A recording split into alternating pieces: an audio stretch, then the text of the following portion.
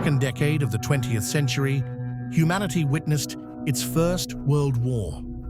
The war, which lasted from 1914 to 1918, was called the War to End All Conflicts by influential figures of the time. An international organization called the League of Nations was formed at that time to prevent a repeat of the bloodshed of World War I. This organization can be called the predecessor of the current United Nations. However, according to historical commentary, the end of the First World War sowed the seeds of the Second World War. As a result, within just 2 decades, the alarm bells of another world war rang throughout the world. For related reasons, this war is known as World War II. This Second World War was the bloodiest war in human history. At least 100 million people from 30 countries directly participated in this war, which officially lasted from 1939 to 1945. And by the end of the war, the total number of deaths was more than 80 million. Of these, more than 55 million were civilians. And during this Second World War, the indiscriminate killing of Jews by Nazi forces is considered one of the saddest chapters in human history. At that time, the Nazi forces killed about 6 million Jews. Today, I will tell you in detail about this Second World War. If you want to know the events of the First World War, you can find the events of the First World War on our YouTube channel. I am also giving the link to that video in the description box. If you want, you can watch the events of the First World War from there. So, without further ado, let's learn about the bloodiest conflict in history, World War II. At the end of World War I, the policymakers of the victorious Allies took a rather harsh stance towards the defeated empires. They broke up the Austro-Hungarian Empire and created dozens of new states and kingdoms, and Britain and France divided the Ottoman Empire between themselves. Turkey rejected this partition and declared itself an independent state. Germany also had to pay a very high price for the surrender agreement known as the Treaty of Versailles in World War I. First, control of several areas along the western border of the kingdom was transferred to France and Belgium. On the other hand, on the eastern border, the members of the victorious alliance formed a new country called Poland, covering a large area. However, while working, they isolated a large number of German citizens from the main German territory. In addition, several restrictions were imposed on the German military. For example, Germany was required to keep its army size below 100,000, and the German government was prohibited from using any vehicles such as tanks or artillery in the future. Germany was also required to pay huge reparations to the countries affected. Germany was not even allowed to have an air force. For logical reasons, this position of the victorious coalition angered the common people of Germany. Such unilateral actions by the Allied forces angered ordinary Italian citizens as well as German citizens. The Allies promised Italy colonies on the eastern shores of the Adriatic Sea in exchange for fighting on their side of the war. But that promise was not kept at the end of the war. However, Italy lost about 600,000 people in World War I. And because of this public anger, right-wing parties began to emerge in the political arenas of Germany and Italy in the second decade of the 20th century. At this time, Europe's war-torn economy also played an active role in empowering these right-wingers. Inflation in Germany, in particular, had skyrocketed. In 1918, 1 USD was worth 4 Deutsche Marks. 5 years later, in November 1923, 1 US dollar was worth 420 million Deutsche Marks. And because of such outrageous inflation, Germany stopped paying World War I reparations. At that time, Germany was known around the world as the Weimar Republic. In protest, France and Belgium took over the industrial zone of Ruhr, located on the border of the Republic of Weimar. Mussolini came to power in Italy in 1928 amid existing discontent. He introduced fascism in the country by banning all political activities. The following year, the Wall Street stock market in the United States experienced a massive crash, and this resulted in a huge recession in the entire global economy. This recession is infamous in history as the Great Depression. This recession also caused the German economy to shrink. In 1932, the unemployment rate among the country's young generation exceeded 30%. Ordinary citizens of Germany took to the streets, blaming the government for this situation. As a result, the far-right NSDAP party won a landslide victory in the general elections held in July that year. This group, led by Adolf Hitler, was known as the Nazi Party for short. After winning the election, the party elected their leader, Adolf Hitler, as the country's head of government. And after coming to power, Hitler banned all other political parties in his country, just like Mussolini. In 1933, he stopped paying World War I reparations. He then announced his withdrawal from the Treaty of Versailles and strengthened the German army. He then announced his withdrawal from the Treaty of Versailles and strengthened the German army. Not only that, but military training was made compulsory for all young Germans. Although these activities of Hitler were somewhat criticized internationally, Hitler's popularity at the national level was increasing exponentially. By 1935, Hitler had developed a doctrine called Pan-Germanism. In short, according to this doctrine, people of pure German descent are members of the Aryan race. According to this doctrine, Germans with golden hair and blue eyes are claimed to be the best race in the world. In contrast, according to Hitler, the Jewish people were the worst race in the world. In addition, followers of the socialist ideology formulated by Karl Marx also found a place on Hitler's list of the worst people. Above all, Hitler, known as the father of Nazism, proposed implementing a final solution to the problem to establish world peace. According to his proposal, the kingdom of the Aryans will be established throughout the world, and those in power in that global empire will commit genocide to eliminate Marxists and Jews. Hitler had already begun implementing his own abhorrent solution within Germany. Meanwhile, Italy decided to colonize the African continent, and in accordance with that decision, a military campaign was conducted in the East African Kingdom of Ethiopia. Amidst the military attack, the ruler of the kingdom, known as Abyssinia, fled. However, the people of the kingdom began an armed revolution. At the same time, in Spain, Europe, a coup d'etat was launched against the ruling king by Spanish Army General Francis Franco. General Franco was given military support by Germany and Italy in this coup. Taking this opportunity, the two dictator-ruled countries concluded a bilateral temporary agreement between themselves. This agreement is known as the Rome-Berlin Treaty. In the same year, Germany also signed an agreement with Japan, one of the Asian superpowers. The situation in this country was not very good after the First World War. In 1931, the Japanese army occupied the Chinese province of Manchuria, adjacent to the borders of the former Russian Empire.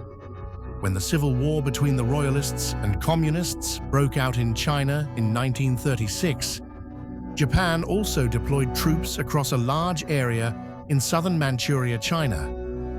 In 1937, the Japanese army carried out a massacre in Nanjing Province, China. This massacre is known in history as the Nanjing Massacre. nearly 300,000 Chinese citizens lost their lives at the hands of Japanese soldiers. In 1938, Germany also gained power in Germany's neighboring Australia. Then they planned to give up their independence and become one with Germany. This act in Austria inspired Hitler to seize more territory in Europe. He was particularly desperate to occupy Czechoslovakia, which had about 3.5 million German-born people. Finally, in early 1939, Germany occupied a large area of Czechoslovakia. Britain and France agreed with this German aggression, but just 6 months later, Germany broke the Munich Agreement with Britain and France and occupied all of Czechoslovakia. After securing its southeastern border, Germany now looks to the northeast, towards Poland. Germany issues ultimatum to return land seized after World War I. In response, Britain and France said they would declare war on Germany if Poland was attacked. In the same year, Italy occupied Albania, located east of the Adriatic Sea, and Japan started a war with the Soviet Union over a border dispute with Mongolia. After being defeated in that war, this East Asian country stopped its westward expansion and focused on creating new colonies in the south. Finally, on September 1st, 1939, Germany invaded Poland without any prior announcement. As promised, Britain and France declared war on Germany. In this war, Germany employed a completely different tactic. This tactic, called blitzkrieg, involves rapidly breaking through enemy lines of resistance with tanks and armored vehicles. The enemy is then surrounded on both sides. The Polish military could not mount a strong resistance to this innovative German strategy. While Germany was busy with its invasion of its eastern border, the combined forces of Britain and France, rather than invade Germany from the west, prepared for a protracted conflict along the country's western border, similar to World War I. Due to an Allied mistake, Western Poland fell into German hands. The Soviet Union took this opportunity to send its army and occupy Eastern Poland. The Soviet Union deployed troops in several areas along the border with Poland and Finland. This war between Finland and the Soviet Union is known as the Winter War. Although the Soviet Union had a temporary lead, they were unable to gain much advantage in this war. Finally, a peace treaty was signed between the two sides in March 1940. And the weakness of the Soviet Union in this war caught Hitler's attention. As a result, a strong desire to take over the Soviet Union was born in his mind. At the same time, the combined navies of Britain and France blockaded the North Sea. This raises fears that oil imports from Sweden to Germany will be cut off. In response, the German army occupied Denmark and Norway in April 1940 under the pretext of securing the oil import sea route. In May of that year, Nazi troops occupied the Netherlands, Belgium, and Luxembourg, imitating World War I. From this, the Allied British and French armies believed that Germany was going to implement the Sliven Plan, as in World War I. This idea led the Allies to decide to establish a combined resistance in Belgium and the Netherlands with the army. But Germany also used another new tactic in their west. They used aircraft to bombard the Allied positions for several hours. Then they surrounded the enemy with a fleet of panzer tanks and armored personnel carriers. Thus, about 1.5 million soldiers from Britain, France, and the Netherlands landed on Dunkirk beach. Ultimately, about 350,000 British and French soldiers were rescued and taken to England. On June 4, 1940, Dunkirk beach fell to the Germans. Then the Nazi forces began their campaign to occupy France. German troops advanced rapidly towards the country's capital, Paris. Marshal Peter, the newly elected head of government of France, signed a ceasefire in the face of this two-pronged attack. The French Army Chief of Staff, General Charles de Gaulle, who was exiled in London, announced in a radio message to the French people that the armed struggle against the Nazi forces would continue. Marshal Peter formed a pro-Hitler government from among his followers and moved the capital to the city of Vic, France. Nazi forces established their own military rule over a vast area along the Atlantic coast. As a result, the warships of the French Navy fell into German possession. Meanwhile, taking advantage of the instability in the north and west, the Soviet Union occupied the three Eastern European countries of Latvia, Estonia, and Lithuania without a war. After occupying all of mainland Europe except Spain and Portugal, Nazi forces attempted to capture Britain across the English Channel in July 1940. But unable to withstand the power of the British Navy, they had to be content with conducting airstrikes on the southeast coast of England. This battle between the Royal Air Force and the German Air Force has gone down in history as the Battle of Britain. In the early stages of the war, the German Air Force only bombed Allied military installations.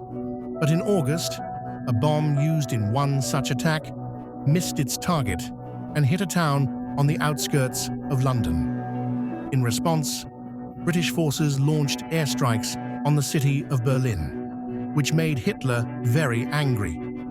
Then, instead of targeting military installations, the German army began shelling various towns in England. In all, the British Air Force ultimately emerged victorious in this air war that lasted for about 4 months, starting from July 10th, 1940 and ending on October 31st. There were heavy losses on both sides. More than 1,000 British Air Force pilots were killed in this war, and nearly 500 more were wounded. And the number of planes destroyed by enemy attacks is 1,740. In contrast, more than 2,500 German Air Force pilots were killed. More than 700 other airmen were injured. More than 2,000 of their aircraft were destroyed in the Royal Air Force attacks. However, the number of civilians killed in the war by both sides due to indiscriminate shelling of various towns is estimated at around 15,000, and more than 20,000 people were injured.